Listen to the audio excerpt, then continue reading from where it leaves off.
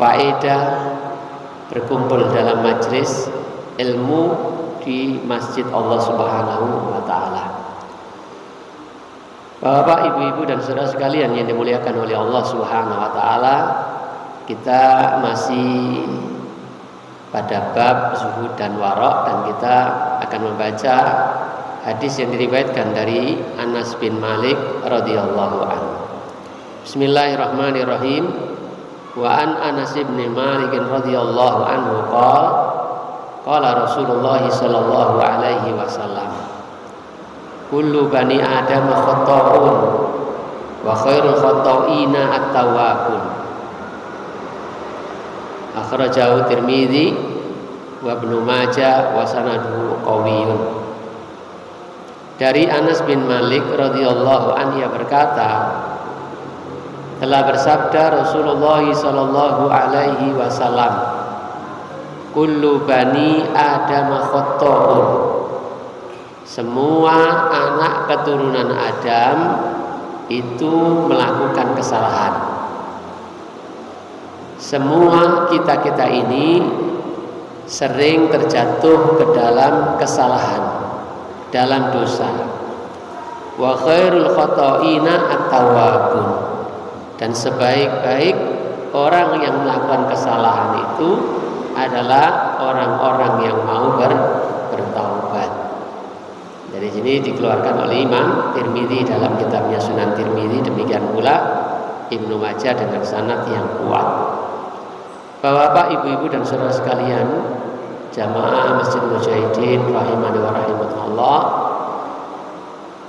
Al-Imam Al-Hafidz memasukkan atau menuliskan hadis ini dalam bab zuhud wal wara', kurang lebih ingin menjelaskan kepada kita sekalian bahwasanya manusia seperti kita ini, ya, bahwasanya seseorang itu terkadang jatuh kepada sesuatu yang diharamkan oleh Allah Subhanahu wa taala. Terkadang terjatuh kepada syubhat, dan dan yang bisa menghapuskan kesalahan karena melakukan kesalahan, karena terjatuh kepada syubhat itu adalah dengan taubat. Al-Hafidz Ibnu Hajar Al-Asqalani ingin memotivasi kepada kita sekalian agar gemar bertaubat, karena bagaimanapun kita ini adalah orang-orang yang selalu berbuat salah. Dan Nabi Shallallahu Alaihi Wasallam mengatakan bahwasanya manusia itu tempatnya salah dan juga lupa. Al-insanu makanul khata' wan nisyan. Manusia itu tempatnya salah dan juga tempatnya lupa. Bapak, ibu-ibu dan saudara sekalian muliakan oleh Allah Subhanahu wa taala, dalam hadis pendek dari Nabi sallallahu alaihi wasallam ini, Nabi mengatakan kullu bani Adam khata'un. Semua anak keturunan Adam itu sering melakukan kesalahan atau terjatuh ke dalam kesalahan. Maka ini menunjukkan bahwasanya tidak ada seorang pun dari anak keturunan Adam, tidak ada seorang pun dari manusia yang ada ini yang terjaga dari kesalahan, yang tidak terjatuh kepada sebuah dosa dan kesalahan. Yang kedua, hadis ini juga menunjukkan bahwasanya para nabi yang juga Allah pilih dari jenis manusia seperti kita, itu pun melakukan kesalahan. Ya. Nabi-nabi yang diutus oleh Allah Subhanahu wa taala, rasul-rasul utusan Allah Subhanahu wa taala, yang mana mereka juga manusia seperti kita, yang bisa dilihat, bisa didengar suaranya, bisa dipegang, butuh makan, butuh minum, ya, butuh kepada pasangan, kadang butuh tidur, istirahat dan lain sebagainya. Mereka juga melakukan kesalahan. Hanya saja mereka tidak terjatuh pada kesalahan yang besar. Mereka tidak melakukan dosa besar. Adapun kalau kesalahan berupa dosa-dosa kecil, mereka pun tidak luput dari melakukan kesalahan. Hanya saja Allah Subhanahu wa taala ingatkan ingatkan, ya, ingatkan sehingga kesalahan itu tidak berlarut-larut, tidak terus-menerus dilakukan. Ketika Allah Subhanahu wa taala ingatkan, maka Nabi segera bertaubat. Tahu kesalahannya, ditegur oleh Allah, segera bertaubat. Jadi semua anak keturunan Adam pasti melakukan kesalahan, karena manusia itu tempatnya salah. Tak terkecuali adalah nabi dan rasul yang diutus oleh Allah Subhanahu wa taala. Hanya saja mereka tidak terjatuh kepada kesalahan atau dosa besar sebagaimana kita sekalian ini. Tapi mereka tetap melakukan kesalahan. Kalau mereka melakukan kesalahan, maka Allah Subhanahu wa taala tegur mereka sebagaimana yang Allah Subhanahu wa taala firmankan dalam Al-Qur'an. Di antaranya adalah afallahu anka lima adinta lahum hatta yatabayyana lakal ladina shadaku wa ta'lamal kadhibin. Semoga Allah mengampunimu. Kenapa engkau mengizinkan kepada mereka? Maksudnya adalah Nabi itu suka memberikan izin kepada orang munafik ketika mereka diperintahkan untuk berperang, sebagaimana kaum muslimin diperintahkan berperang. Orang-orang munafik ini mereka minta izin kepada Nabi SAW dengan alasan A, B, C dan seterusnya, dan Nabi SAW mengizinkan. Maka Allah Subhanahu wa taala menegur. Ini adalah sebuah kesalahan. Allah tegur. Ya, semoga Allah Subhanahu wa taala memaafkanmu. Kenapa engkau mengizinkan? Ya, kenapa engkau memberikan izin kepada mereka untuk tidak pergi berperang? Hatta yatabayyana lakal ladina shadaku wa ta'lamal kadhibin. Sampai jelas bagimu siapa orang-orang yang jujur dan kamu mengetahui orang-orang yang berdusta. Kenapa engkau tidak sabar untuk menimbang, ya, untuk memikirkan benar enggak alasan-alasan mereka ini bisa diterima atau tidak? Jangan-jangan mereka ini berdusta. Sampai jelas bagimu bahwasanya mereka ini jujur atau mereka ini berdusta. Jadi di sini Nabi SAW mungkin terburu-buru memberikan keputusan, ditegur oleh Allah Subhanahu wa taala. Ini ada sebuah kesalahan dan semoga Allah Subhanahu wa taala memaafkanmu, kata Allah Subhanahu wa taala. Dan demikian pula pada ayat yang lain surat At-Tahrim ayat 1, Allah Subhanahu wa taala berfirman, ya ayyuhan nabi, wahai para nabi, wahai nabi, ya ayyuhan nabi, wahai nabi, lima tuharrimuna ma ahallallahu lak. Kenapa engkau mengharamkan apa yang Allah Subhanahu wa taala halalkan untukmu? Tabtaghi mardatu azwajika wallahu ghafurur rahim. Wahai nabi, maksudnya Nabi Muhammad SAW, kenapa engkau mengharamkan apa-apa yang Allah Subhanahu wa taala halalkan untukmu? Karena mencari keridhaan dari istri-istrimu. Allah itu Maha Pengampun lagi Maha Penyayang, dan Allah itu Maha Pengampun lagi Maha Penyayang. Di sini Nabi Shallallahu Alaihi Wasallam melakukan kesalahan, disebutkan dalam asbabun nuzul atau tafsir di dalam ayat ini. Waktu itu Nabi Shallallahu Alaihi Wasallam karena kecemburuan Aisyah radhiyallahu anha dan juga Hafsah terhadap Zainab binti Jahsy, sampai Nabi Shallallahu Alaihi Wasallam tidak ingin menggauli Zainab. Atau bisa jadi karena sebab yang Nabi Shallallahu Alaihi Wasallam tidak mau minum madu, tidak mau minum madu. Maksudnya tadi Nabi tidak mau menggauli budak yang halal untuknya, yaitu Maria Al-Qibtiyah, ya, budak dari Mesir. Bagi kita sekalian budak itu halal. Tapi Nabi SAW tidak mau menggauli karena ucapan istri-istrinya. Mungkin khawatir dinikahi atau apa, atau dengan sebab yang lain, yaitu masalah minum madu. Waktu itu Nabi Shallallahu Alaihi Wasallam di rumah Zainab binti Jahsy minum madu. Lalu Aisyah radhiyallahu anha bersama Hafsah ini bersepakat, nanti kalau Nabi SAW ke rumah kita ini bilang aja bau maghfir, ya, ambune maghfir. Maghfir itu minuman yang manis tapi baunya tidak enak. Benar, ketika Nabi SAW masuk ke rumah mereka ini mengatakan seperti itu. Lalu kemudian demi cintanya kepada istri-istrinya atau karena ingin gak mau geger dengan istrinya, maka Nabi SAW berjanji untuk tidak minum madu. Nah, Allah Subhanahu Wa Taala tegur dengan ayat ini, wahai Nabi, kenapa engkau mengharamkan apa yang Allah halalkan? Ya, budak halal, madu halal, bahkan minuman yang thayyib, yang baik, yang bermanfaat untuk obat, ini semua halal, baik, karena ingin mendapatkan kesenangan istrinya, ya, ingin mencari keridhaan istri-istrinya. Ditegur oleh Allah Subhanahu Wa Taala, kenapa kamu mengharamkan apa yang Allah Subhanahu Wa Taala halalkan untukmu?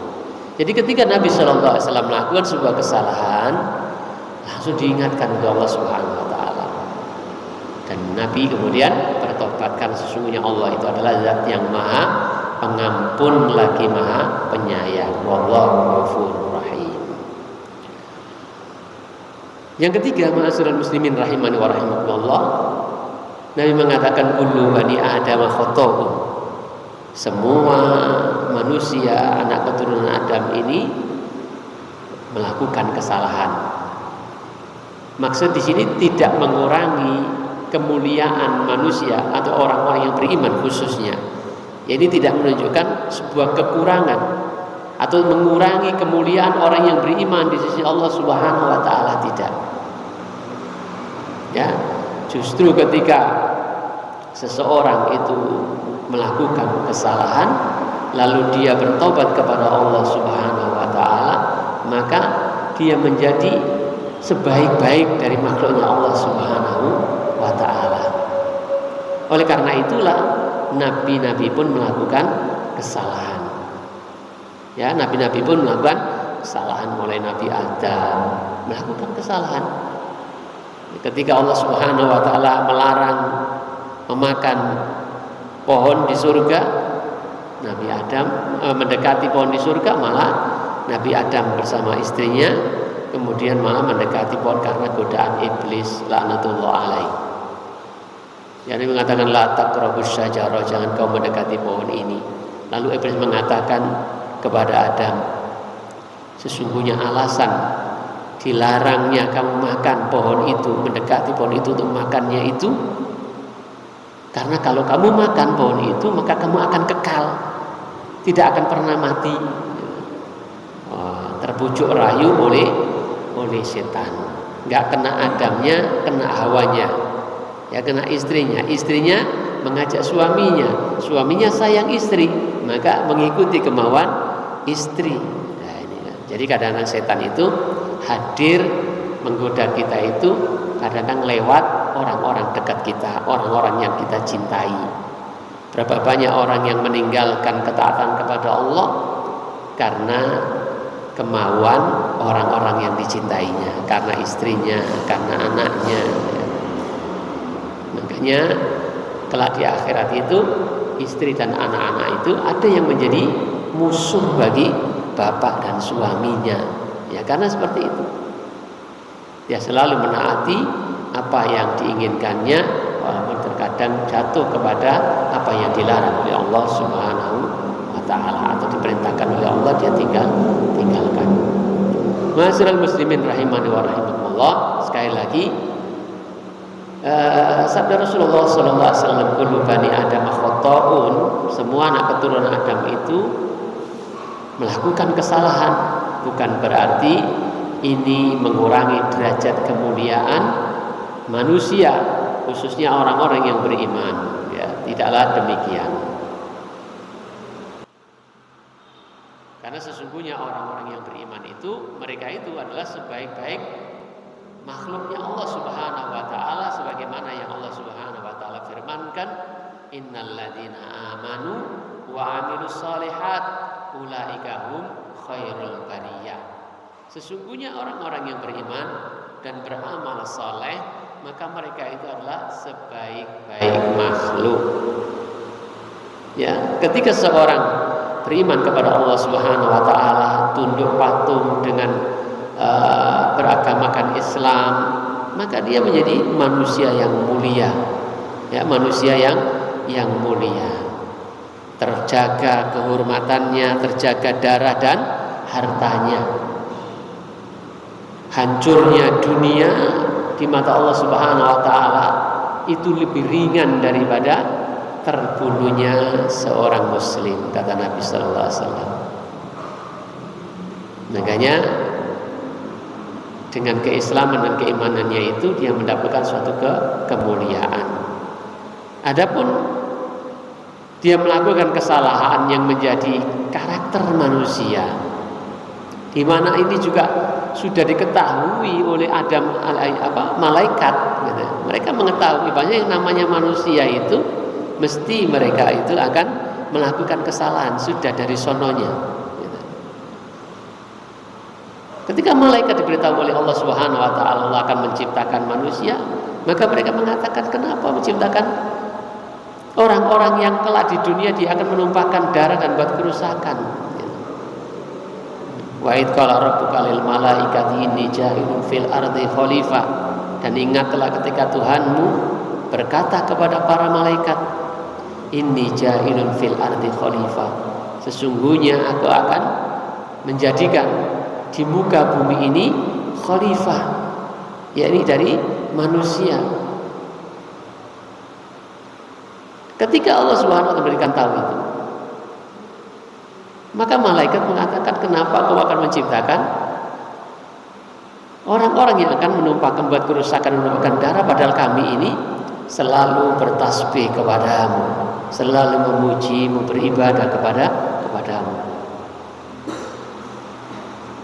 Wala innahu yaquluna ma'asyiral muslimin rahimani wa rahimakumullah. Ini namanya manusia, ya begitulah sifatnya. Ketika dia menjadi seorang mukmin, orang Islam, maka menjadi manusia. Adapun sifat yang melekat dari sononya, yakni biasa melakukan kesalahan atau mesti melakukan kesalahan, maka semua itu tidak mengurangi kemuliaannya. Karena manusia itu ciptakan oleh Allah adalah sebaik-baik makhluk. Ya, sebaik-baik makhluk. Fi ahsani taqwim, sebaik-baik bentuk dan lain sebagainya, yang merupakan bentuk-bentuk kemuliaan. Ma'asyiral muslimin rahimani wa rahimakumullah. Di sisi yang lain, ya, jika manusia itu soleh, ya, jika manusia itu soleh dan melakukan amal soleh, amalan ketaatan kepada Allah Subhanahu wa taala, maka dia bisa menjadi lebih baik daripada malaikat. Ya, dia bisa menjadi sosok yang lebih baik daripada malaikat. Mungkin kita sering mengatakan, ya, aku bukan malaikat, demikian pula kamu bukan apa? Bukan apa jadi? Apa bos? Lali itu. Sebagaimana kamu bukan bidadari, maka aku pun bukan malaikat. Gitu. Artinya menunjukkan akan kebaikan malaikat itu, gak ono eleke malaikat itu. Sampai digambarkan seperti kita biasa menggambarkan orang yang gak pernah marah, orang yang selalu baik. Waduh, hatinya seperti malaikat. Jadi lambang suatu kebaikan. Tapi malaikat yang demikian baik, ya, baik dalam pandangan kita atau dalam pandangan Allah Subhanahu wa taala, karena memang malaikat itu tidak pernah durhaka kepada Allah Subhanahu wa taala. Hari-harinya waktunya hanya untuk ketaatan kepada Allah, bermunajat kepada Allah, berzikir, bertasbih kepada Allah Subhanahu wa taala saja. Ya, malaikat itu walaupun sebaik itu tapi bisa kalah kebaikannya manusia yang beriman kepada Allah, manusia yang mukmin, yang muslim, yang muhsin. Jika manusia ini betul-betul seperti hakikatnya seorang yang beriman, hakikatnya seorang Islam yang sesungguhnya, ya, maka bisa melampaui derajat malaikat. Kenapa? Karena sesungguhnya malaikat itu diciptakan oleh Allah Subhanahu wa taala tidak ada unsur melakukan kesalahan. Berbeda dengan manusia, fa'alhamaha fujuraha wa taqwaha. Maka kami ilhamkan, kami jadikan pada diri manusia itu ada unsur fujur, cenderung bisa melakukan kesalahan, dan juga unsur takwa ada pada manusia. Malaikat tidak ada seperti itu. Malaikat kalau baik terus ya wajar, karena dia tidak punya nafsu melakukan kesalahan. Tapi kalau manusia ada potensi ya, untuk melakukan kesalahan.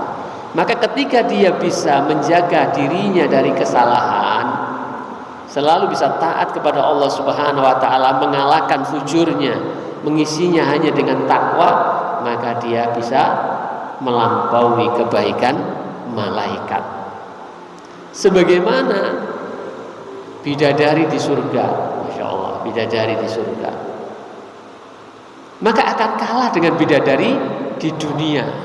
Karena bidadari di surga, baik itu dari anak-anak yang meninggal dunia ketika masih kecil, belum pernah melakukan dosa, atau memang yang Allah Subhanahu wa taala ciptakan untuk menjadi bidadari, ya, dari aslinya sudah bidadari, tidak pernah sama sekali tergoda atau punya nafsu untuk melakukan kesalahan.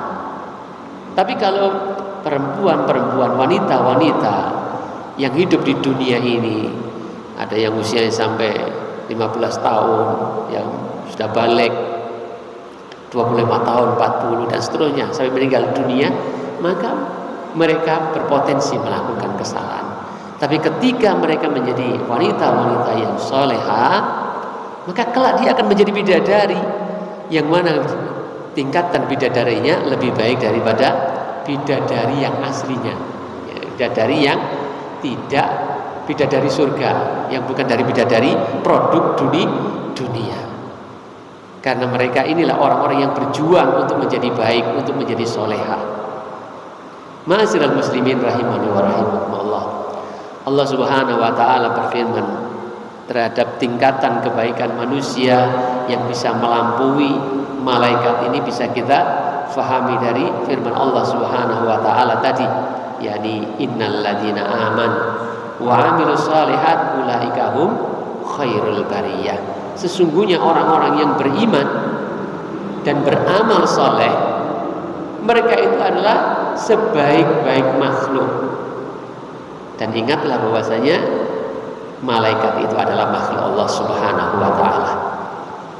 Ya, malaikat itu adalah makhluk Allah Subhanahu wa taala, dan Allah mengatakan orang-orang yang beriman dan yang beramal saleh, mereka itulah sebaik-baik makhluk. Ya, sebaik-baik makhluk.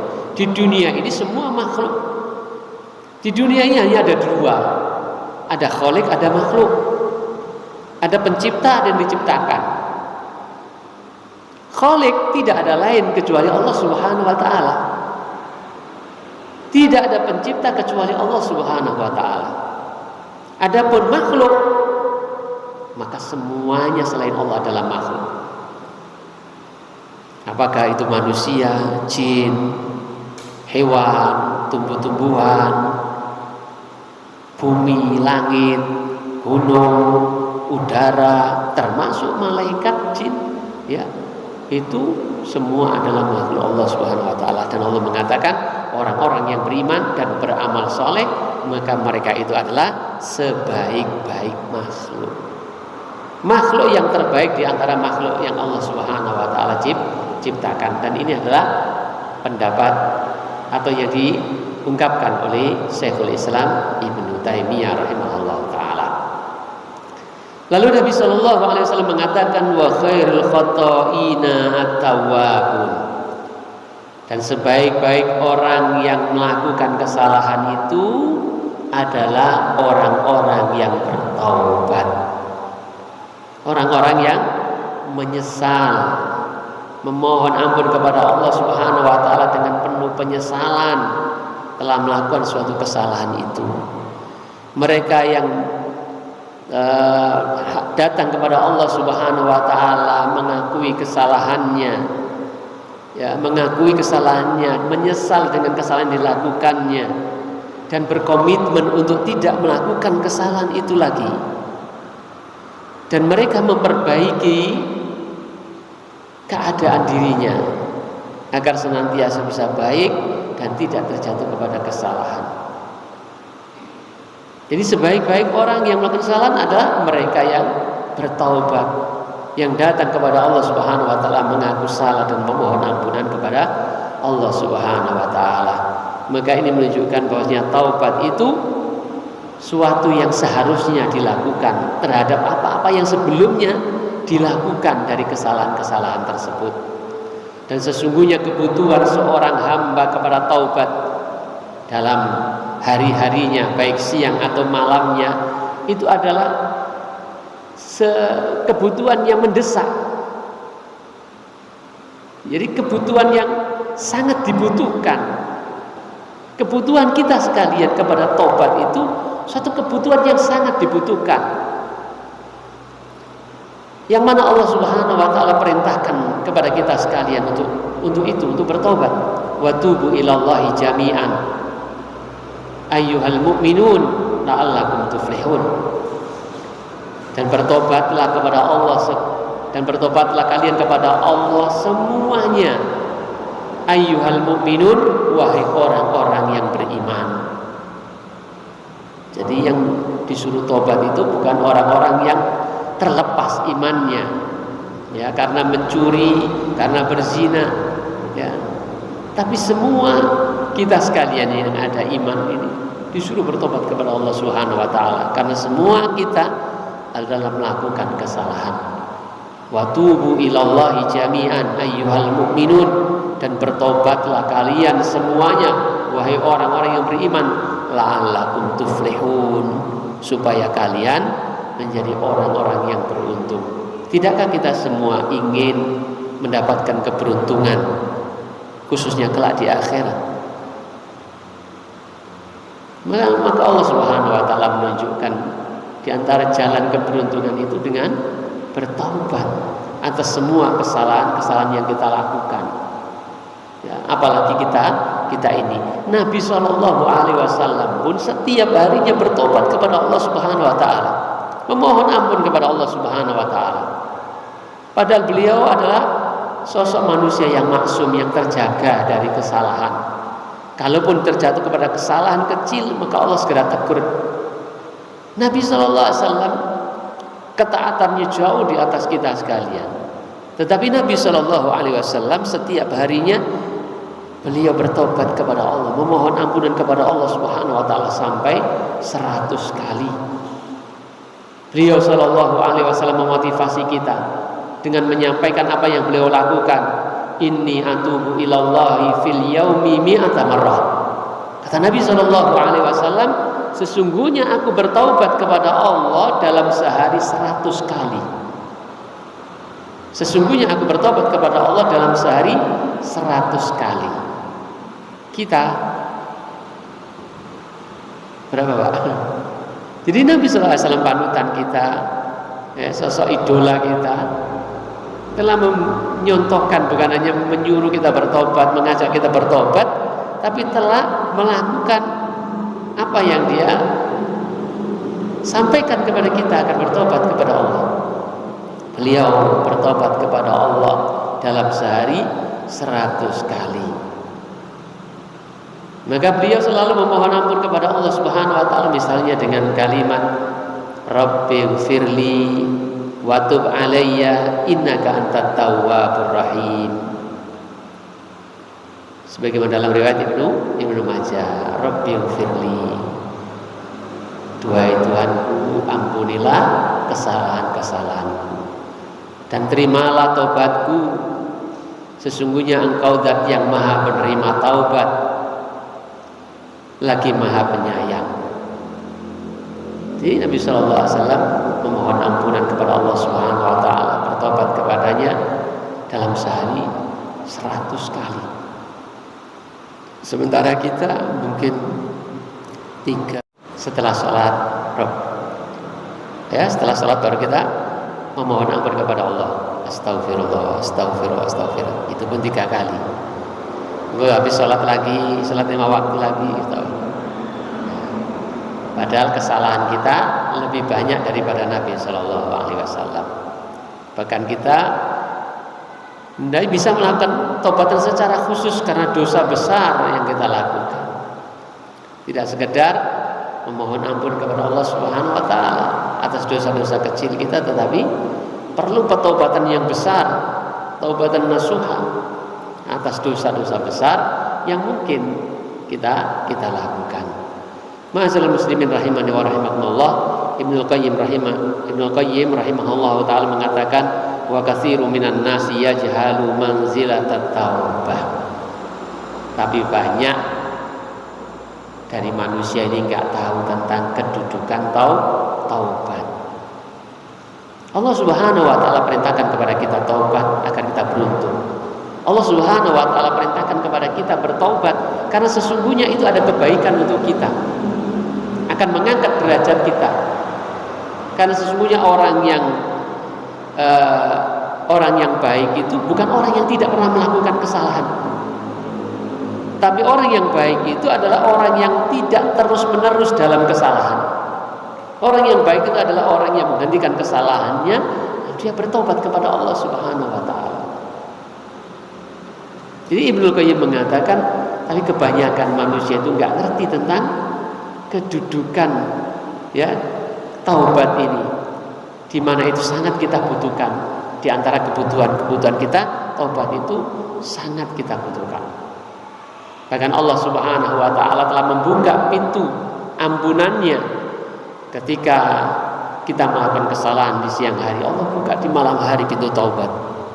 Ketika kita melakukan kesalahan di malam hari, Allah buka pintu taubat di pagi hari agar kita gemar untuk bertobat.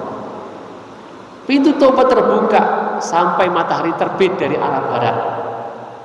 Jadi pintu taubat selalu terbuka kapanpun kita memohon ampunan kepada Allah Subhanahu wa taala, mengadu mendekat kepada Allah Subhanahu wa taala dengan pertobatan kita.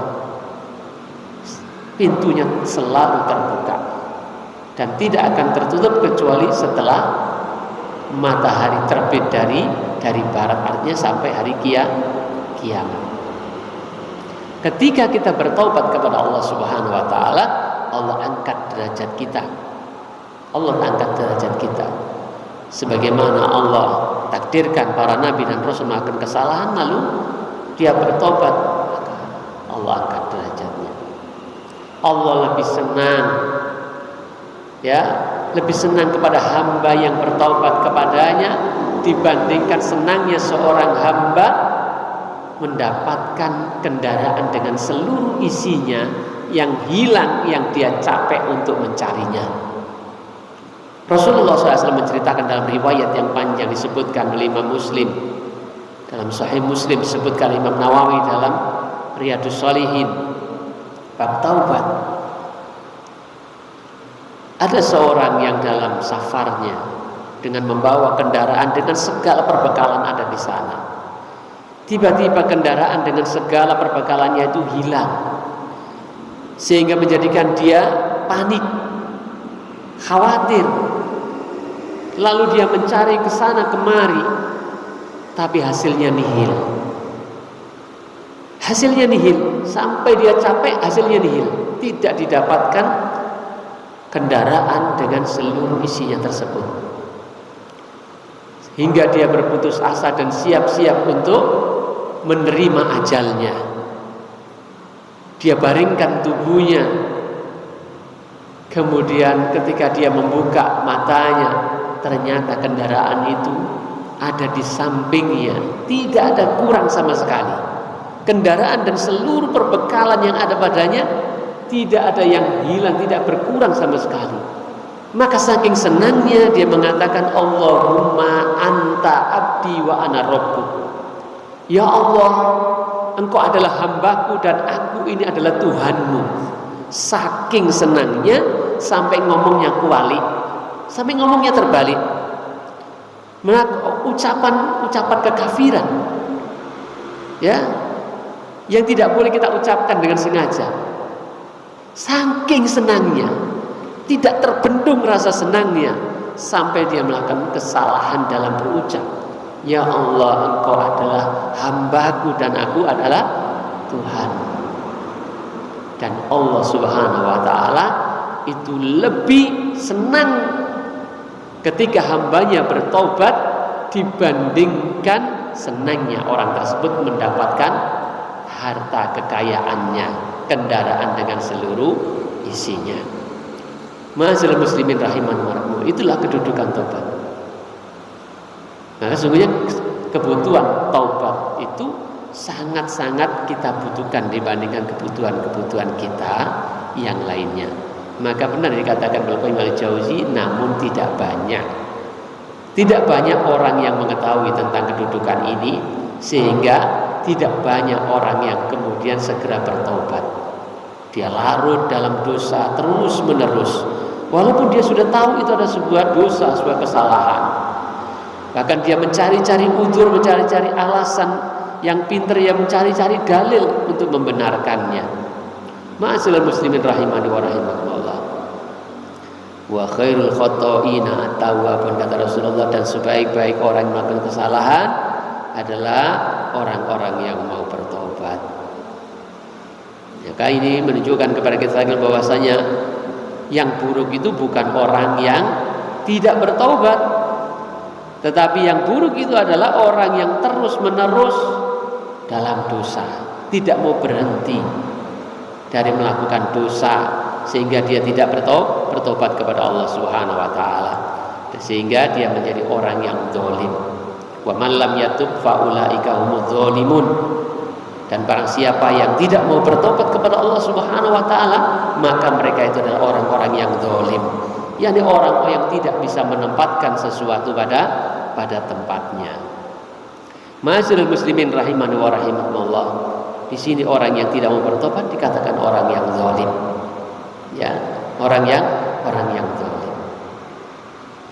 Sama dengan syirik juga zalim, tapi syirik itu zalimnya paling besar. Ya. Dan kezaliman yang mana kita tidak boleh melakukan kezaliman sekecil apapun, kita dilarang untuk berbuat zalim, baik kepada diri kita sendiri ataupun mungkin kepada hewan atau lingkungan dan sebagainya. Ma'asyiral muslimin rahimani wa rahimakumullah, wa khairul khotoina at-tawwabun, kata Nabi, dan sebaik-baik orang melakukan kesalahan adalah orang yang mau bertobat karena kesalahannya itu. Dan di antara kebaikan mereka bahwasanya Allah Azza wa Jalla mencintai, telah mengkhabarkan bahwasanya Allah Subhanahu wa taala itu mencintai orang-orang yang bertaubat. Innallaha yuhibbut tawwabin. Kata Allah, sesungguhnya Allah Subhanahu wa taala mencintai orang-orang yang bertaubat. Siapakah yang tidak menginginkan cinta Allah Subhanahu wa taala? Ya, padahal cinta sesama kita sangat kita inginkan. Seorang anak sangat ingin dicintai orang tuanya. Seorang anak sangat ingin dicintai oleh bapak ibunya. Seorang murid sangat ingin dicintai oleh gurunya.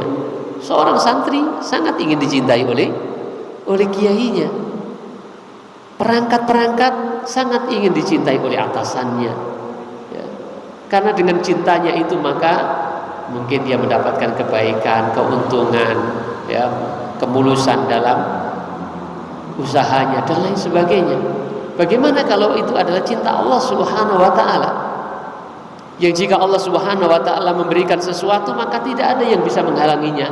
Kalau manusia, walaupun dia cinta kepada anaknya, lalu dia kemudian ingin membebaskan anaknya dari kesalahan, bisa jadi digagalkan oleh orang lain. Ya, di demo kalau dia pejabat, diberitakan, diviralkan dan sebagainya, sehingga tidak bisa menolong anaknya. Tapi kalau Allah Subhanahu wa taala mencintai seseorang, lalu Allah Subhanahu wa taala dengan cintanya ingin memberikan sesuatu kepada kita, maka tidak ada yang bisa menghalanginya. Allahumma la mani'a lima a'taita. Ya Allah, tidak ada yang bisa mencegah apa yang Engkau berikan. Demikian pula sebaliknya, wala mu'tiya lima mana'ta. Dan tidak ada orang yang akan mampu memberikan sesuatu kepada orang lain jika Allah Subhanahu wa taala mencegahnya. Maka sesungguhnya cinta Allah Subhanahu wa taala bisa kita dapatkan dengan bertaubat kepadanya, karena sesungguhnya Allah telah mengabarkan innallaha yuhibbut tawwabina. Ya, sesungguhnya Allah Subhanahu wa taala itu mencintai orang-orang yang taubat. Innallaha yuhibbut tawwabina. Kemudian di sini menunjukkan kepada kita sekalian bahwa wajibnya seorang hamba untuk memperbanyak memohon ampunan kepada Allah Subhanahu wa taala, berdoa kepada Allah Subhanahu wa taala, karena sesungguhnya Allah itu zat yang Maha Pengampun. Kemudian dari yang hadis ini bukan berarti kemudian bisa kita fahami kita boleh melakukan kesalahan-kesalahan toh itu sudah dari sononya. Kalau saya melakukan seperti ini, ya sudah dari Allah. Sananya Allah menciptakan manusia seperti saya ini. Ya, mungkin kita mengatakan seperti itu. Ini bukan alasan bahwa kita boleh melakukan kesalahan-kesalahan. Taubat itu adalah suatu ibadah yang terkadang diterima oleh Allah Subhanahu wa taala dan terkadang tidak diterima oleh Allah Subhanahu wa taala. Kalau kita sengaja melakukan kesalahan, mungkinkah Allah Subhanahu wa taala terima taubat kita? Sementara kita menyengaja menentang Allah Subhanahu wa taala, mengabaikan seruan Allah Subhanahu wa taala. Jadi ayat ini bukan dalil untuk kita kemudian gampang-gampang melakukan kesalahan, melakukan dosa. Jika kita mengetahui ini suatu dosa, ini suatu kesalahan, maka hendaknya kita tidak melakukannya. Adapun kalau kita kemudian terjatuh dalam suatu kesalahan, mungkin karena terpaksa, mungkin karena tanpa sadar, mungkin karena kebodohannya, mungkin karena kelemahan imannya, maka setelah dia tahu maka dia bisa bertobat kepada Allah Subhanahu wa taala. Ma'asyiral muslimin rahimani wa rahimakumullah, dan dengan taubatnya itu maka dia menjadi orang yang baik. Wa khairul khata'ina at-tawwabun. Sebaik-baik orang yang salah itu adalah orang yang mau bertobat. Demikian Bapak-bapak, Ibu-ibu dan saudara sekalian dimuliakan oleh Allah Subhanahu wa taala, hadis Nabi yang bisa kita kaji bersama, mudah-mudahan menambah ilmu bagi kita, menambah kesadaran kita, menambah semangat kita untuk bertobat kepada Allah Subhanahu wa taala, di mana Nabi kita Muhammad sallallahu alaihi wasallam telah memberikan keteladanan. Beliau sallallahu alaihi wasallam selalu bertobat kepada Allah dalam sehari 100 kali, atau dalam riwayat yang lain lebih dari 70 kali. Padahal beliau adalah manusia yang terjaga, yang ibadahnya luar biasa, ya, yang jauh dari melakukan kesalahan. Berbeda dengan kita yang ibadahnya ya sedikit dan banyak melakukan kesalahan.